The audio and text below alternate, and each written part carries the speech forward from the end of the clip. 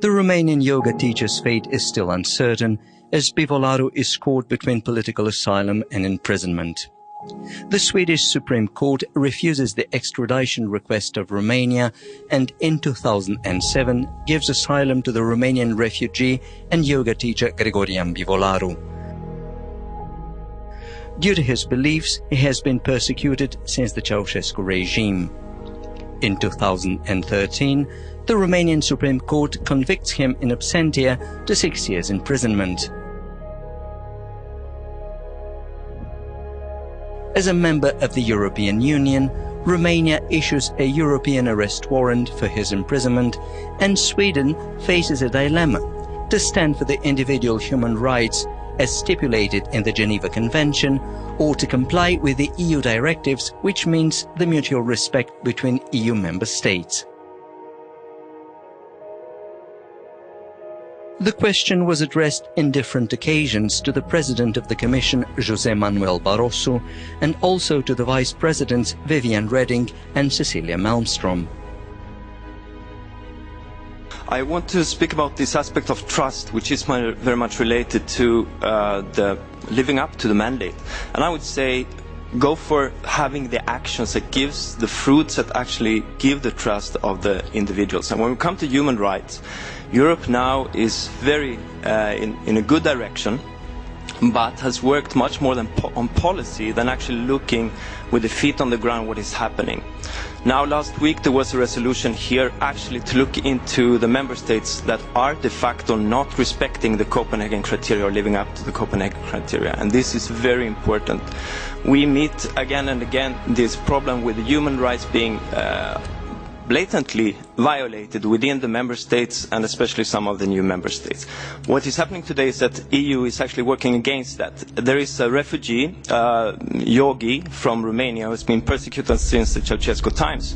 He has asylum in Sweden. It was given in 2007. Romania has 3 times asked him extradited, and Sweden defends him by the Geneva Convention.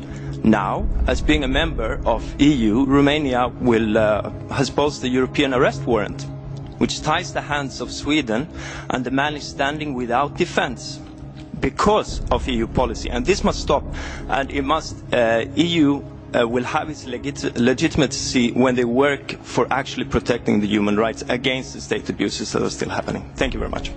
Okay. We should recognize there are problems, like our Swedish friend there mentioned, the problem about the lack of respect of the rule of law in some of our member states. We are acting today. We have launched not only have the CVMs for the cooperation verification mechanism, but the European Commission, when there were solid cases, we were acting against the lack of respect, including in our member states, on democracy and human rights. And we are now going to create a new system, a new instrument to fight with the non-respect of the principle of rule of law. The question referring to Mr. Bivolaru's asylum in Sweden and the respect of human rights in his case was raised to the Vice President of the European Commission, Viviane Reding, during a citizens' dialogue in Stockholm. It is actually the question about the system. I am the first European Justice Commissioner with power to do things. The first thing I started to do was to create procedural rights for people when they are taken by police or when they are brought in front of the court, that they have basic rights all over the place, because these rights did not exist. Why these rights did not exist? Because the European Union could not make proposals before. And think about the time. It was just after 9/11, and everything was about terrorism and criminality. And the ministers of the Interior created the European arrest warrant without any procedural rights attached to it. I have attached the procedural rights to the arrest warrant and put the arrest warrant back on the table and gave out directions to the member states how they should use it. For instance, many member states tried to use it for petty crime. as I always called it, the piglet way of using the arrest warrant. They asked it an extradition for somebody who had stolen something small. That is not the reason of justification. We need to have rules which go to the heart of the matter, which combine security on one hand with the rights. Both have to be in equilibrium. Both are both sides of the same medal. The one without the other should not be allowed anymore. And that is the evolution we have had in the last years to bring the rights to questions of security. And what do you do then to stop countries from using the system? Because in the system already is included for what reasons a country cannot extradite. So this is very much codified and very much included. And the courts also have to decide. In order to understand the story, we asked the lawyer of Mr. Bivolaru from European Court of Human Rights about this case. How did it start? Were the human rights respected? In 2004, if you recall, there was a massive police raid with 300 members of the police force into the homes of yoga communities, with the consequences of massive arrestations, massive detentions, massive wide defamation and libeling campaign, with as a consequences quite clear and manifest breach of his rights to presumption of innocence. And Mr. Bivolaru took then the decision to flee the country and to seek international attention abroad. He fled to Sweden, a country that granted him in 2005 political asylum for unfair trial in case he would be expelled to or returned to Romania, media harassment, violation of presumption of innocence, and unfair trial because of fabricated evidence. And I am referring to the statements, the witness statements of one of the alleged victims in this case, Mrs. Dumitru Matalena.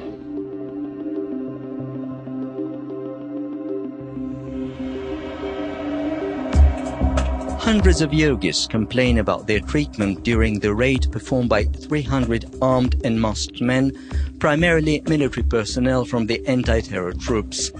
In 2006, the yogis' complaints reached the chief military public prosecutor, the Brigadier General Dan Vojna, who starts an investigation. During a series of interviews on television, General Vojna declared that the yogis and their leader Gregorian Bivolaru from Misa Yoga School in Romania were mistreated and they were persecuted by the Romanian state.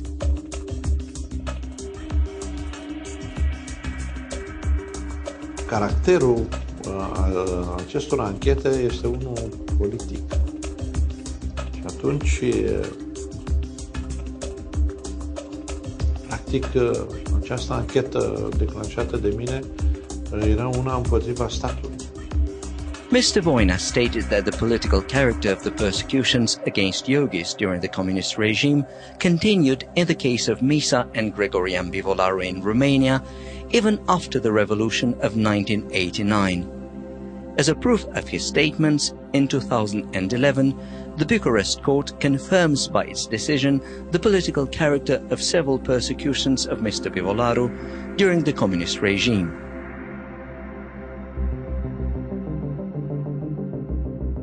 Members of the European Parliament, Elmar Brok, Cornelis de Jong, Jens-Peter Bonde, José Bové, Rita Borsellino, Margrethe Auken, Jean Lambert, Cornelia Ernst, Niri Deva, Nicola Nilsson and Tatiana Zdanoka, along with other members from all political groups, engaged themselves to stop the persecutions of Mr. Bivolaru.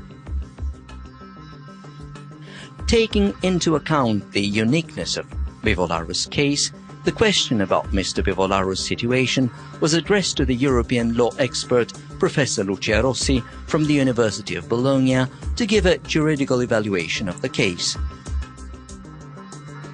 In this case, everything happened before the accession of Romania to the European Union. So this person acquired a right of asylum. The asylum has been already given, recognized. So it is not this accession of Romania to the European Union cannot change the individual position on this subject. If Romania asks to annul this asylum, the protocol applies. It means the Council of Ministers of the European Union must be interested by the Swedish government, which I think is not convenient for Romania because it will transform an individual case in a political case. And if the member states of the European Union find that there is a violation, a systematic violation of freedom of religion or freedom of association or freedom of opinion, they could apply the procedure of Article 7, which is sanction against Romania.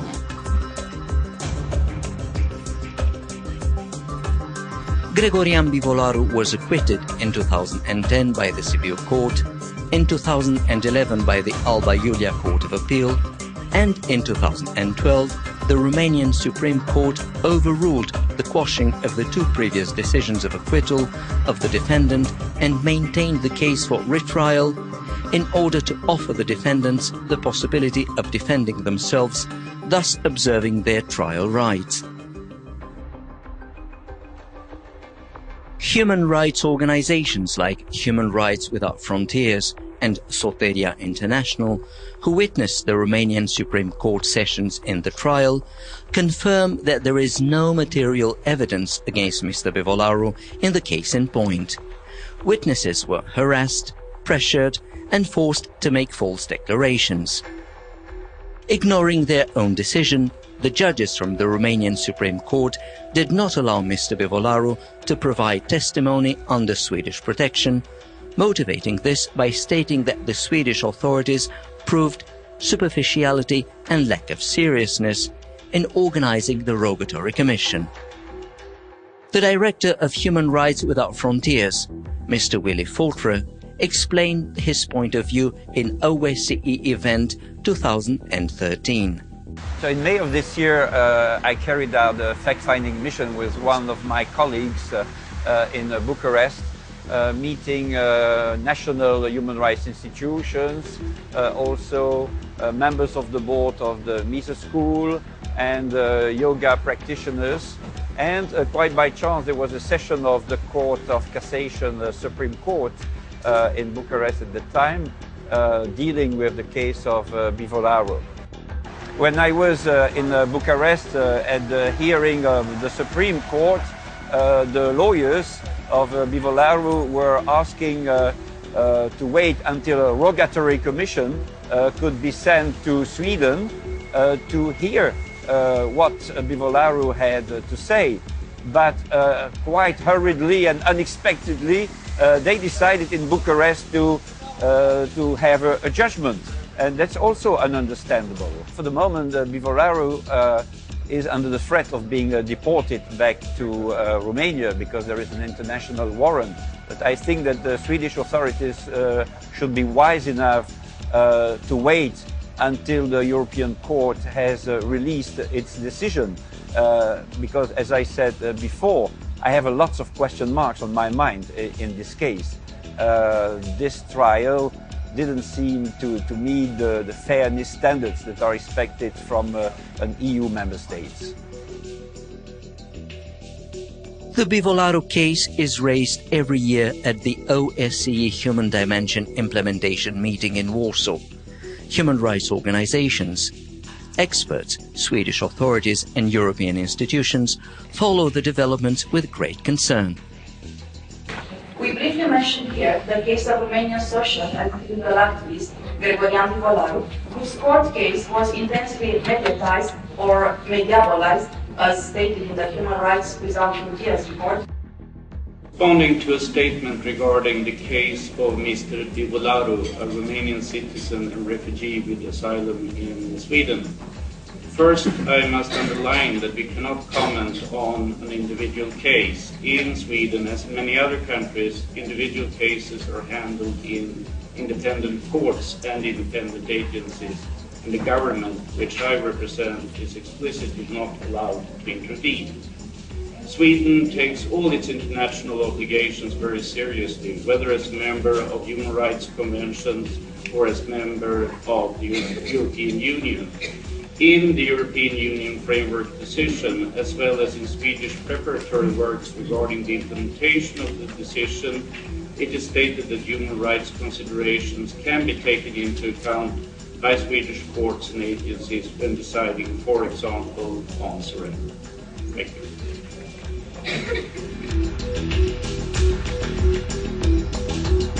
During the side event, Asylum and Human Rights Challenged by EU Directives, kept at OSCE on October the 3rd, 2013, the dissident, political scientist and founder of the Romanian Helsinki Committee, Professor Gabriel Andreescu, who has published 2 books about the case, tracing the ongoing persecutions back to the Romanian Securitate, stated that the Romanian democracy fails in the case of Mr. Bivolaru. We have even today the same problem of fear prosecution for persecution for Bivolaru in Romania. The fear is very serious and we have to take care, and the Swedish state has to do something. In my opinion, okay, it has to decide in favor of human rights protection, and also is good Sweden will look what is happening through the European Court for Human Rights. After years of expressing their problems to different Romanian and international forums, the yogis from Romania continue to voice their concern.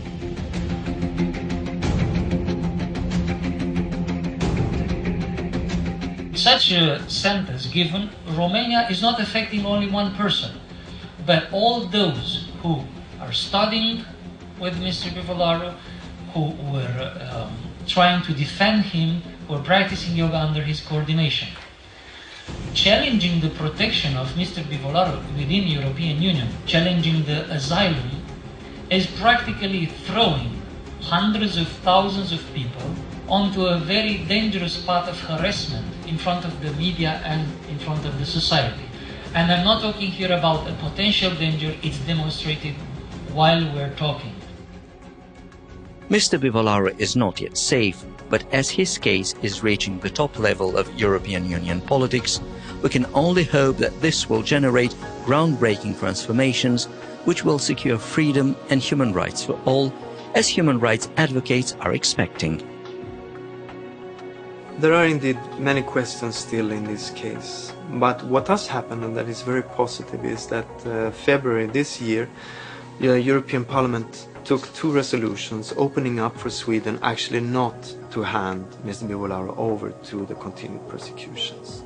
These resolutions of the Libe Committee were very important, first of all because acknowledging that the European arrest warrant by some countries, especially new member states, is misused. Also, it gives the European Commission the power to intervene and make sanctions when the member states de facto do not live up to the rule of law. The question remains, will Sweden then take this opportunity, this opening, to stand for the human rights as they have said they will do? Today we know that the Swedish police is still searching for Mr. Bivolaru in Sweden, in his home, where he at the same time is protected.